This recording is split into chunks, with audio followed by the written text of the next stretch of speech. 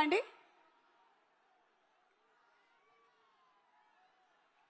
ఉలికి పడి ఊగాల ఉలకైనా నేనురకేస్తే, అదిరిపడి ఆగాల పిడుగైనా నేనడుగేస్తే.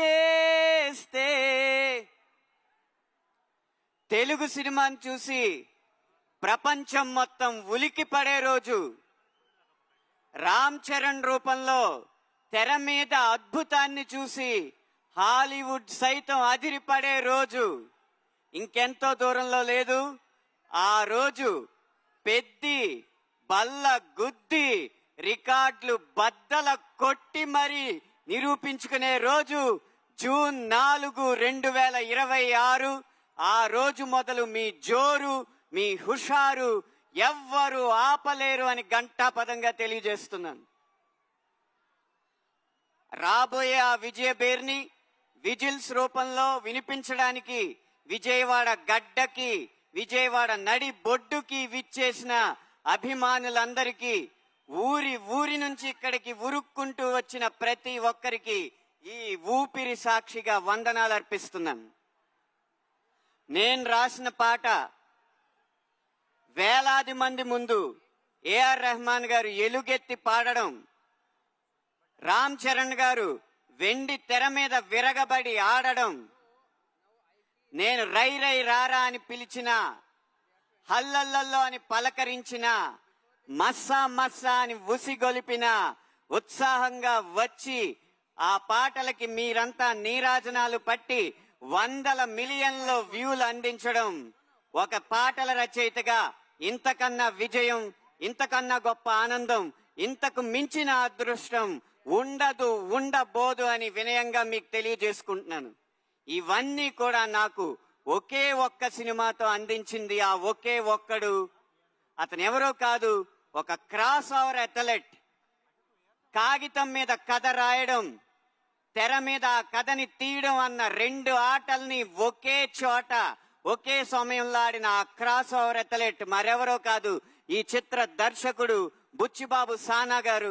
ఆయన ఇంటి పేరు నిలబెట్టాలనుకుంటారేమో, అందుకనే మమ్మల్ని అందరినీ అలా సానబడుతూ ఉంటారు, మా మెదళ్ళకి అలా సానబెడుతూనే ఉంటారు. రేపు 4వ తారీఖున మీరు చూడబోయేది పెద్ది సినిమా మొదటి ఆట కాదు, పెద్దిని గెలిపించడానికి బుచ్చిబాబు గారు చివరి వరకు చేసిన పోరాటం అని నేను ఖచ్చితంగా చెప్పగలను.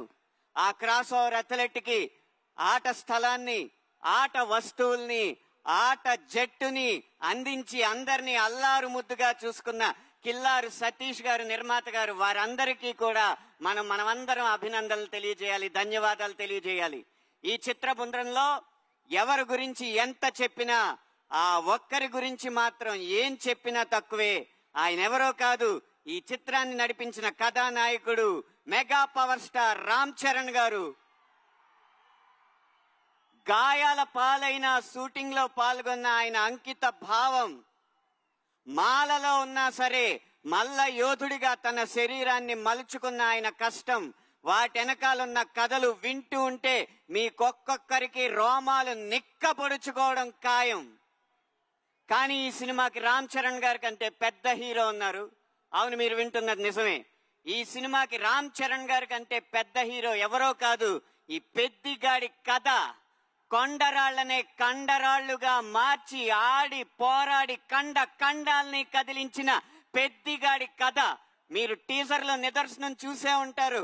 పెహల్వాన్ పెద్దిగా కనపడుతుంటే అక్కడ కనపడుతుంది రామ్ చరణ్ కాదు, ఆంజనేయ స్వామి అని ప్రతి గుండె ఈ ఆంధ్రప్రదేశ్, తెలంగాణ మొత్తం ప్రతిధ్వనించింది. అది ఈ కథకున్న బలం. ఏదో కొండ కింద ఊరు, 500 గడపలు కూడా ఉండవు. ఆ ఊరి కోసం పోరాడినోడికి దేశం మొత్తం ఎందుకు నీరాజనాలు పడుతుంది అంటారా? ఇన్ని కోట్ల ఎకరాలు ఉన్న ఈ దేశంలో ఆ 5 ఎకరాల కోసం దేశం మొత్తం 100 సంవత్సరాలు పోరాడి సాధించలేదా? ప్రతి ఊరు ఈ దేశానికి అయోధ్యే. అక్కడ పుట్టిన ప్రతి కొడుకు రాముడే. కన్న ఊరి కోసం, కన్న వారి కోసం అతడు చేసే ప్రతి ప్రయత్నం యుద్ధమే. ఆ పోరాటంలో అతన్ని ప్రేమించి అతని వెనక నిలబడ్డ మీలాంటి ప్రతి ఒక్కడు హనుమంతుడే, బలవంతుడే, భగవంతుడే. కాబట్టి ఈ పెద్ది కేవలం పైకి సినిమా కథలా కనిపిస్తున్నా ఈ పెద్ది కొండ కిందూరి రామాయణం.